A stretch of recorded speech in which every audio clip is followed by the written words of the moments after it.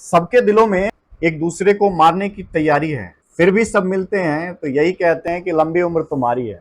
आज के समय के राजनीति का जो भाव है वो है कीचड़। राजनीति का एक अपना दलदल और कीचड़ है। जब इज्जत और कीचड़ उछलती है तो खास करके राजनीति में राजनीति का चेहरा और भी साफ दिखने लगता है।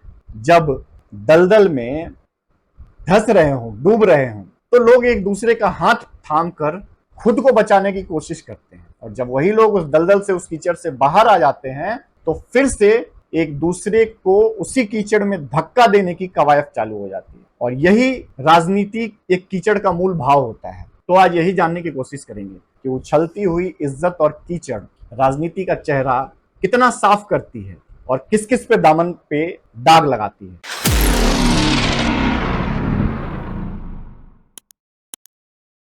प्रणाम दोस्तों, का हाल बा। उम्मीद करते हैं कि आप सब अच्छे होंगे और स्वस्थ होंगे।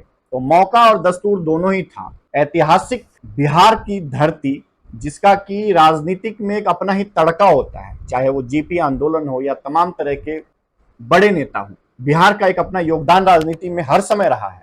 मौका बिहार के महागठबंधन की मीटिंग का 15 राज्यों के तमाम बड़े बड़े 27 नेता, चाहे वो पार्टी टीएमसी हो, डीएमके हो, आरजेडी हो, आम आदमी पार्टी हो, जेडीयू हो, इन तमाम पार्टियों के बड़े बड़े नेता, राहुल गांधी, नीतीश कुमार, लालू यादव, तेजस्वी, ममता दीदी, आम आदमी पार्टी के केजरीवाल जी, इन सब का जमघट लगा था महागठबंधन की मीटिंग के लिए। मतलब पूरब से लेके पश्चिम तक और उत्तर से लेके दक्षिण तक के तमाम नेता एक मंच पे, एक मीटिंग रूम में आए थे। एक दूसरे की गलतियों को और दी हुई गालियों को भूल के एक दूसरे को फूल और शॉल उड़ा के सम्मानित किया जा रहा था।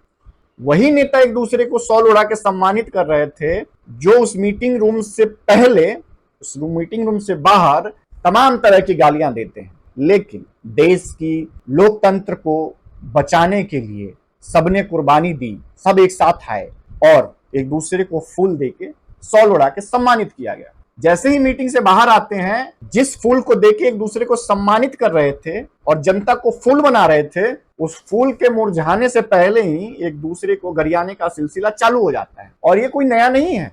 मीटिंग रूम के अंदर जाने से पहले और निकलने के बाद तक गाली गलौज का सिलसिला ऐसे ही चलता है।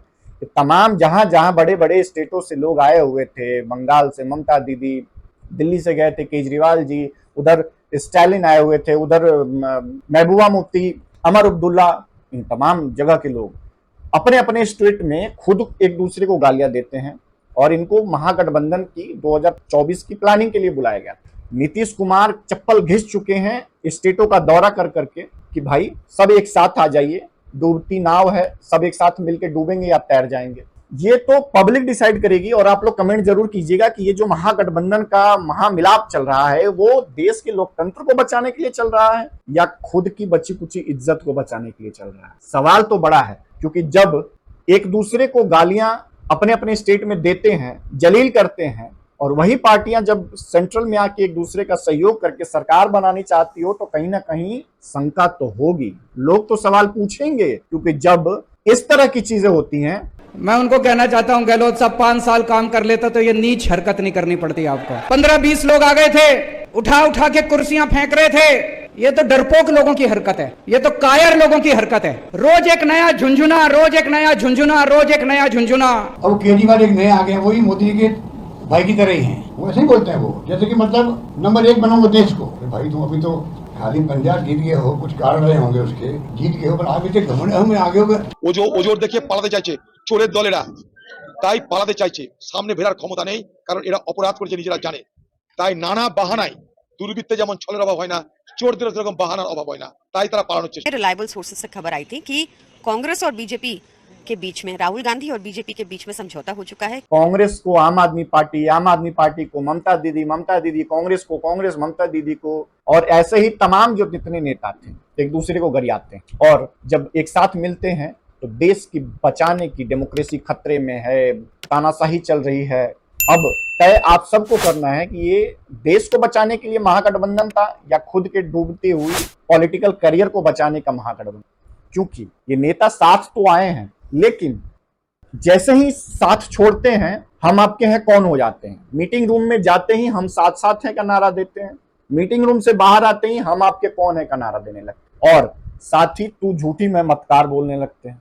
अब जनता भरोसा करे भी तो कैसे, क्योंकि जब जब 2-3 पार्टियों की मिला के सरकार बनती है, वो सरकार लंगड़ते हुए कुछ दिनों तक ही चल पाती है। एग्जाम्पल के तौर पे दिल्ली का जब आम आदमी पार्टी की पहली सरकार बनी थी, कांग्रेस को गरिया गरिया के ये शासन में आए और उसी कांग्रेस के साथ मिलकर सरकार बनाई और 2-3 महीने में ही सरकार की लुटिया डुबो दी। जब 2 पार्टियां मिलकर 2 दिन सरकार चलाएंगी तो 27 बड़े नेता मिलके 27 दिन तो सरकार चला ही लेंगे। और ऐसा नहीं है कि ये अभी एक दूसरे को गालियां देते हैं, ये पहले भी देते थे और आगे भी देते रहेंगे, लेकिन ये सब साथ में इसलिए आते हैं क्योंकि झुंड में रहेंगे तो शिकार नहीं होगा, अकेले चलेंगे तो शिकार होने का डर है इनको। तो इनका जो नजरिया है कि देश को बचाने के लिए हम साथ आए हैं, अपने अपने स्टेटों में, वहां कांग्रेस धरना दे रही है, बंगाल में जो ममता दीदी को गरिया रही है, आम आदमी पार्टी मीटिंग से जल्दी निकल गई, मीटिंग से बाहर निकलते ही मीटिंग के रुझान आने लगे भैया। प्रेस कॉन्फ्रेंस छोड़ दिया 1-2 नेताओं ने, खास करके जो आम आदमी पार्टी के केजरीवाल जी हैं और साथ में वो जो घूमते रहते हैं, और पता नहीं घुमाने के लिए रखा है कि पंजाब की सरकार चलाने के लिए रखा है, समझ में नहीं आता है। वो प्रेस कॉन्फ्रेंस छोड़ के निकल गए क्योंकि अंदर की खबरें ये आई कि केजरीवाल जी चाहते थे कि दिल्ली में जो अध्यादेश है सेंट्रल गवर्नमेंट का, उस पे बाकी पार्टियां सपोर्ट करें, और सभी पार्टियां एक दूसरे को सपोर्ट करने से साफ साफ मना भी नहीं कर रही थी और हाँ भी नहीं कर रही थी। दिल बड़ा करके सबने अपील की थी कि दिल बड़ा करके जाइए, लेकिन कॉम्प्रोमाइज कौन करेगा, कौन कहां कितनी सीटों पे फाइट करेगा, और मुख्य बात राहुल बाबा को प्रधानमंत्री कौन स्वीकार करेगा। नीतीश बाबू के घिसी हुई चप्पल से जो उन्होंने कोशिश की है हर राज्य को घूम के, उनका चेहरा कौन पहचानेगा, या फिर ममता दीदी के बंगाल का जादू काम करेगा। आखिर प्रधानमंत्री पद का उम्मीदवार होगा कौन, क्योंकि असल मकसद इनको अपनी जीत का है, असल मकसद इनको अपनी जीत का है, चाहे हार प्यादे की हो या रानी की, इससे कोई फर्क नहीं पड़ता है। जनता डूबे, डेमोक्रेसी डूबे, इससे इनको कोई फर्क नहीं पड़ता है। जीत का मतलब है और बस वही एक मकसद है, इसीलिए साथ आए हैं। साथ निभा पाएंगे कि नहीं, ये मीटिंग रूम से बाहर निकलने के बाद ये रुझान दिखने लगा कि जो लोग एक दूसरे को बाहर निकल के तू झूठी मैं मतकार और हम आपके हैं कौन बोलने लगते हैं, मीटिंग में जाके हम साथ साथ थे बोलने लगते हैं। एक दूसरे की गंदगी को सॉल उड़ा के ढकने की कोशिश की जाती है, एक दूसरे को फूल दे के जनता को फूल बनाने की, कि भैया जनता हम जो साथ आए हैं कॉम्प्रोमाइज करके, वो सिर्फ आप ही के लिए आए हैं। और जब देश का लोकतंत्र इतनी बड़ी पार्टियों और इतनी सारी पार्टियों को मिला के बनता है, तो वो कहीं ना कहीं बहुत ही कमजोर सरकार बनाता है। क्योंकि आपने देखा होगा, नीतीश की बात करें, कभी बीजेपी के साथ, कभी आरजेडी के साथ, कभी वीआईपी के साथ, किसी के साथ भी निकल लेते हैं, उनको मतलब है सरकार बनाने से। और जब इतने दलों के साथ मिलकर सरकार बनती है तो देश के विकास की बात साइड में रख दी जाती है, क्योंकि बात सिर्फ अपने पार्टी और अपने कुर्सी की जाती है, जनता तो जाए भाड़ में। जब इतनी सारी पार्टियां मिलकर सरकार बनाती हैं तो लोकतंत्र कमजोर होता है, क्योंकि कोई भी फैसला जो देश के लिए लेना चाहिए देश के हित में, वो सभी पार्टियां अपने अपने मतलब के हिसाब से सोचने लगती हैं। एक ही पॉइंट पे किसी की सहमति नहीं बन पाती है तो लोकतंत्र कमजोर होता है। आप सबके इस पे क्या विचार है, कमेंट में जरूर बताइएगा।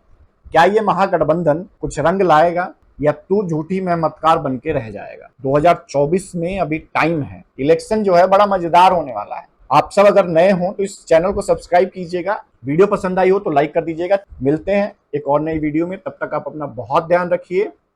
प्रणाम।